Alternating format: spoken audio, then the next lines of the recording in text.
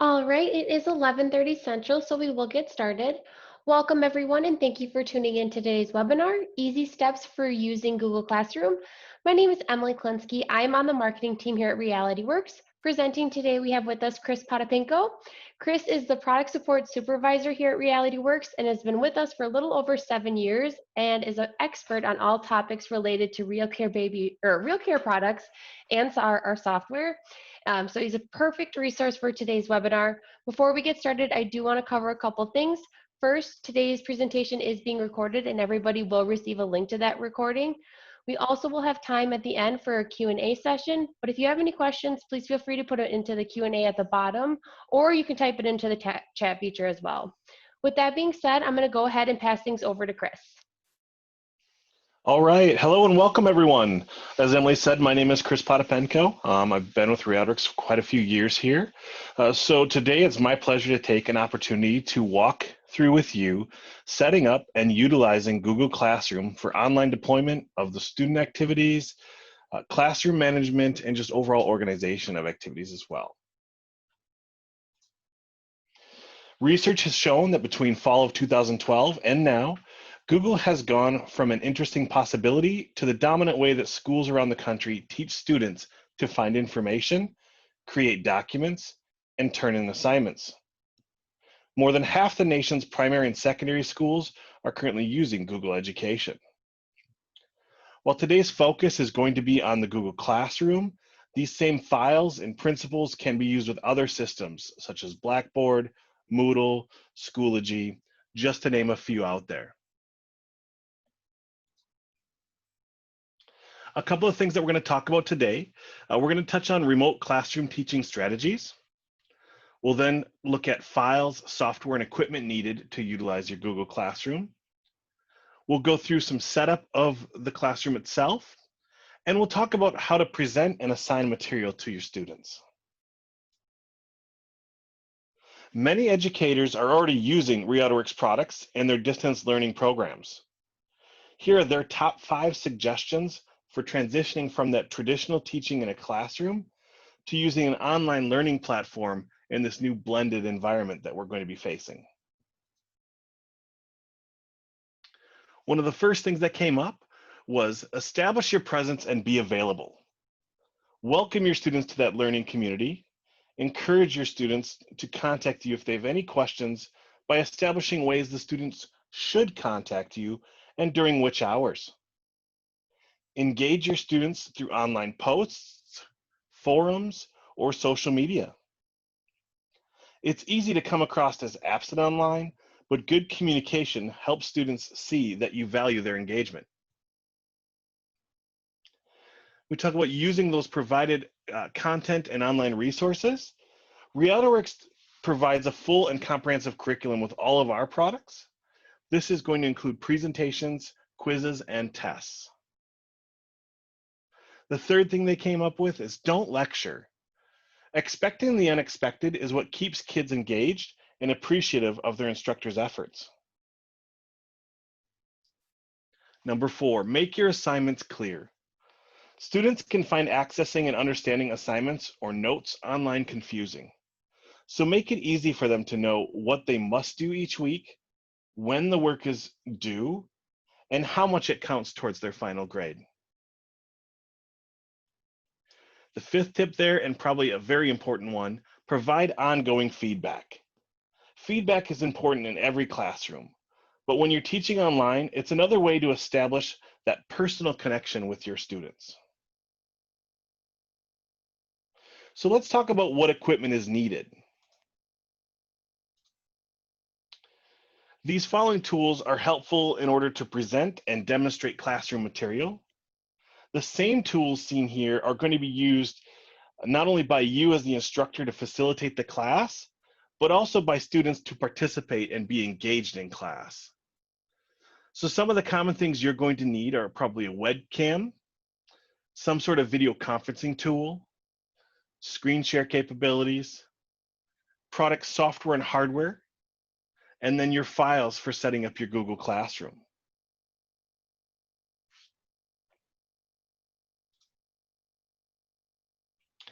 As an example to follow, Here are some steps in which Realityworks has created our own Google Classroom, and we'll go through ways to set up the classroom and assign that coursework as well.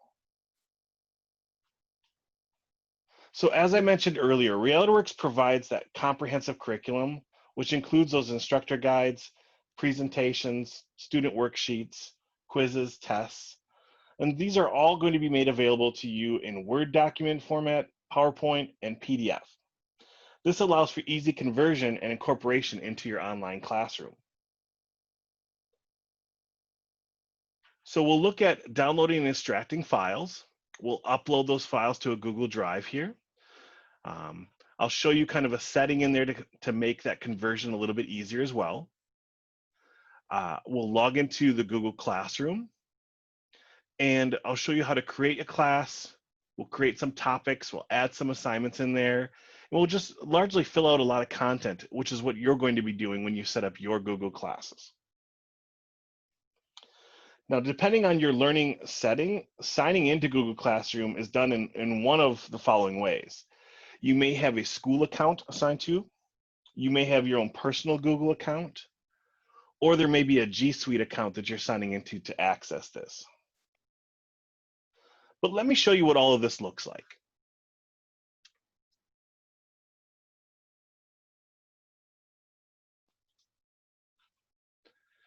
So on my computer here, I've opened up a web browser and I've got two tabs open, but we're going to focus on the first one here, which was accessing my Google Drive. You can reach this by logging in. You can go to a web browser.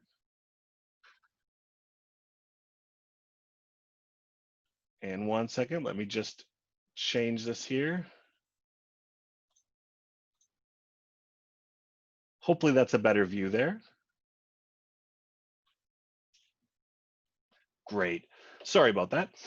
So I've logged into my Google Drive, and here's where you're going to store all of the files that you're going to use inside your Google Classroom. If you're not familiar with Google Drive, a couple of the features are key on the left-hand side here. So they have some file storage here. So under My Drive, we've got a few different file folders in place here. So I've created one for our demonstration today, Easy Steps for Using Google Classroom. Currently, there are no files in this folder for me to use. But in the top left corner, if I click on New, I have several options available to me. I can create additional folders to store content in. I can upload files existing on my computer already. I can upload entire folders as well. Or I can go in and create a new Google Doc, a Google Sheet, which is similar to an Excel doc there, or Google Slides, which is similar to PowerPoint. I've got a file already saved out on my desktop that I'm going to grab here. So the first one I'm going to grab is just an image file here titled Back to School. I've simply clicked Upload File, browse to where that file is, chose that file, and click Upload or Open. You'll now see that I have this file listed in my Google Drive. So this is important because any files you create or upload, they're going to list in here, and we're going to access them inside the classroom. Another thing to mention is just a setting to allow conversion of those files when you import them into Google Drive. To do that, in the upper right corner, there's the settings gear. We'll go ahead and click on that. We'll click on settings. And then in here, there's just a simple checkbox that says convert uploads automatically. If you want to just eliminate the step from converting them individually, before you upload them, make this setting change. And when you bring files in, Word document files, PowerPoint files, Google Drive will convert those for you to use in your Google Classroom. Simply click on Done, and that's all set. All right. Now that I have a file in here, we're just going to run with the one. I'm going to switch over to my Google Classroom.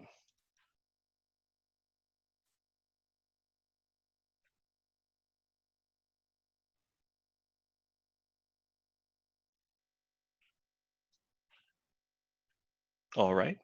So this is the Google Classroom that Realityworks has set up. I currently just have two classes in here. And in the previous webinar, we opened up the infant simulators class. We showed how that was laid out. But today I'm going to create a brand new class. In the upper right-hand corner, there's a little plus symbol. If you hover over that, it'll say create or join a class. We'll go ahead and click on that. And I'm going to create a class. We understand those agreements. We're going to click continue. And it's going to walk us through a new class creation.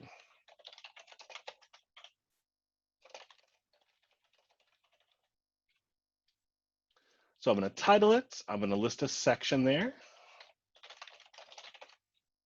We're going to provide a subject. And we're going to be in room 1 as well. I'll go ahead and click create. It'll take a moment here. And it's now created this Google Classroom for me, or this class that I'm in. It's brought me right inside here. And the first tab that we are on, you'll see highlighted at the top, is the Stream tab. The Stream tab is a quick and easy location for you to share things with your class, with your students. In here, you can type in different text. You can upload files. You can share video links, all sorts of things that you want to do here. So let's say with my class, I just want to share a little welcome note. I'll keep that text in there. And I'm also going to share that image I just uploaded. So let me go ahead and click on add. And I'm going to add either from your Google Drive, web link, a file on your computer, or a YouTube video here. I've got this file out on my Google Drive. So let me go ahead and click on that. And it gives you options to browse for that file, but it's already got mine up here under the recent. So I'm going to select that, and we're going to insert that. I've got my message in place. I've got my photo. I'm going to go ahead and post that. So now my class, they come in, they can see this in the stream feed, just a little welcome note and a image here. Pretty neat. The next tab at the top there is the Classwork tab. So this is really where you're going to assign that work for your class. You're going to create assignments, questions, use topics to create organizations, things like that as well. So let me go ahead and click on create. And I'm going to do just a simple assignment here. I'm going to give it a title.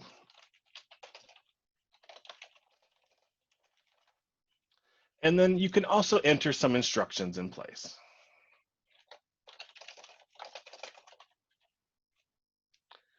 Just like we did in the stream folder, we have options to add new content. We can also create new content in Google format there. With some of the options in Google Classroom, if you create certain forms, you can create quizzes and tests that the students will complete in here. And when they submit that, the grades are automatically attached to their student account in the classroom here for you to view. Additionally, if we just click on the add button, here again, I can choose content from my Google Drive, a web link, file from my computer, or YouTube videos here. So I'll hop out to my Google Drive one more time. I'm going to take a look. I'm going to grab that first file that I used here, that image. I'm going to put that in place. Now, with all of the content that you add here, you have some options on the right-hand side of what you allow students to do with it. If you want students to just be able to view this, read it, and not have any interaction beyond that, set the setting to students can view the file. Additionally, if they are supposed to be able to edit it and make changes things, they can choose option number 2 and edit it. And a third option here is if you want the students to download their own copy, complete it, and email that back to you, make a student for each copy is the option you'd choose. On the far right side, it'll list out what this assignment is for, which class and which students. You can set a points value to that. You can set a date, due date and time to it as well. And you can list it under a topic. Now I haven't created a topic yet, so it gives me the option. Let me go ahead and create that now.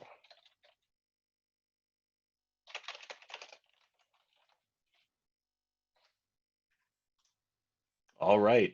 Once we've got all the data in place here, we've got the settings that we want. There's a few options up top here. If you click the arrow next to the assign button, this gives you the option to assign it right away. Schedule that assignment out. So if you wanted to create things the beginning before the semester starts and you just want to schedule it, so every Monday a new assignment goes out, or every other day, or every day, you have that option. And then finally, you can save a draft as well. So I've started working on this, I've created it. I don't quite want to assign it yet. It's not ready. Let me save that draft and I can come back to it. In this case here, I'm going to go ahead and just click the assign button.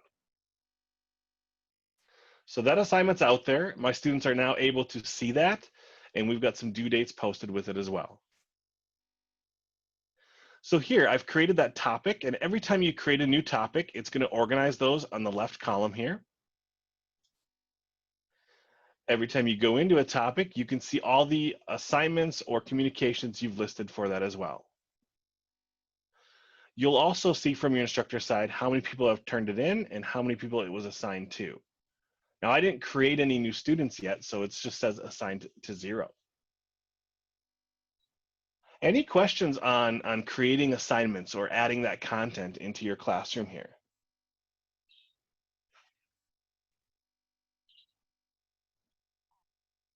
I'm not seeing any so far, Chris. Nothing coming? Okay, Nope. all right. So the next tab let's talk about is the People tab. Here, when you click on it, you have options to add additional instructors if you're sharing this class with another instructor in your school. And you have the options to add your students. So you can either click on the add student icon here, or you can click on the invite button down below. Inviting allows you to enter in a user's email address and provide them a link that they can click on to enroll in this class. They'll each need to do that in order to go online and access the assignments you're giving them in your Google Classroom.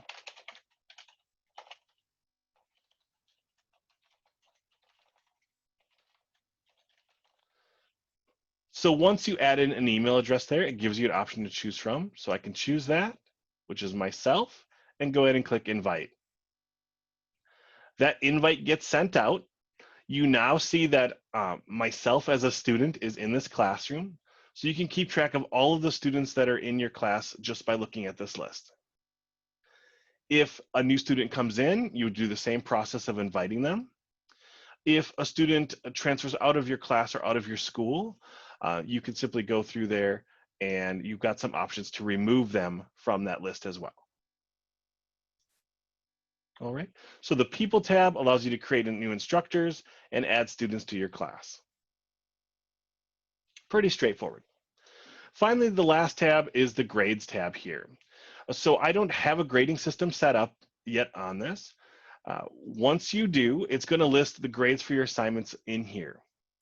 So you've got options to stream and communicate immediately with your students. You have options to create classwork, assignments, tests, and quizzes. You have options to add teachers and students. And finally, options to view the grades of those students.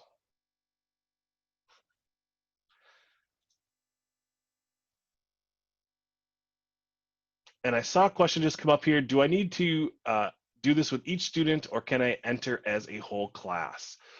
The invite portion of it should be able to allow you to invite a group of people in there by an email address group. So if you have your students all grouped that way, you can do it. Otherwise, you'll be able to enter them individually here. This class is set up for all of your students to use. So once you create the content here, you just add who you want to be able to access that, and they'll all see everything you've put in place.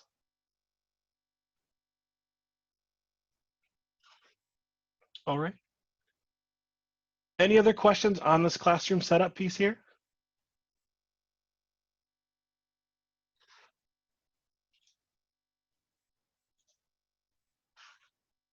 I think that's all we have for questions All right right. All right, perfect. Thank you, Emily. If anything does come up, certainly feel free to reach out to us, as we're going to be happy to answer those questions. Our support department here can also walk through and help set your classrooms up with you, as we've got quite a bit of experience doing that over the summer here. Let me go ahead and flip back over here, and I'm going to go talk about some additional resources for success. Our goal at Realityworks is really to ensure that each of you are successful in incorporating and using the products we provide.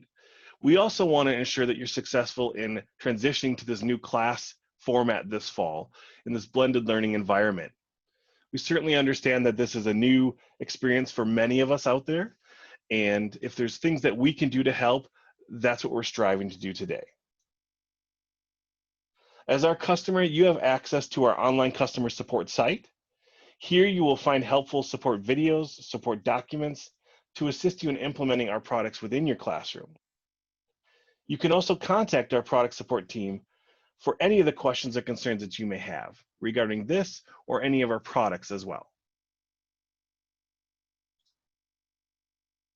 So with that, I'll say thank you today. Thank you for your time. We'll certainly stick around a bit more if there's some questions that come up here, but I certainly appreciate you just taking a moment out of your busy day to be here with me. And if there's things that we can do in the future to help you out, please let us know. Have a wonderful day.